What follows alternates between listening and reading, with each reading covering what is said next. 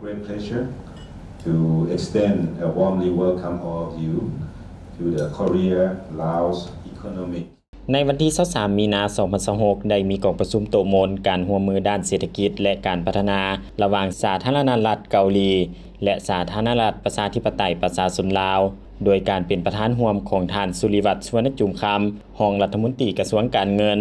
และท่านยังซูจังเอกอัครราชทูตสาธารณรัฐเกาหลีกองประชุมโต๊ะมนการร่วมมือด้านเศรษฐกิจและการพัฒนาแม้นเป็นกลไกการร่วมมือของ2ฝ่ายที่ได้ดำเนินมาเป็นปกติเพื่อเป็นเวทีสนทนาและปรึกษาหารือระหว่างรัฐบาลแห่งสปป.ลาวและรัฐบาลแห่งสเกาหลีซึ่งในกองประชุมจะได้ปรึกษาหารือเกี่ยวกับพระราชบทบาทในการระดมทุนช่วยเหลือทางการพัฒนากำหนดคงเขตบุริมสิทธิ์สำหรับการร่วมมือด้านเศรษฐกิจและการพัฒนาของ2ฝ่ายการนำเสนอนโยบายส่งเสริมการลงทุนพร้อมทั้งส่งเสริมการเชื่อมโยงสถาบันระหว่างกระทรวงองค์การและผู้มีส่วนร่วมของภาคเอกชนที่เกี่ยวข้องกองประชุมดังกล่าวแม่นเป็นเวทีอันสำคัญที่จะได้รับฟังการรายงานความคืบหน้าการจัดตั้งปฏิบัติโครงการที่ได้รับทุนช่วยเหลือ ODA จากรัฐบาลสเกาหลีเป็นเวทีสำคัญในการเต้าโฮมบรรดาหน่วยงานภาครัฐและภาคเอกชนที่มีความสนใจทางด้านการค้าและการลงทุนระหว่างสปป.ลาวและสเกาหลีเพื่อเข้าร่วมกองประชุมปรึกษาหารือร่วมกันโอกาสนี้ท่านสุริวัฒน์ สุวรรณจุมคำได้มีความเห็นว่า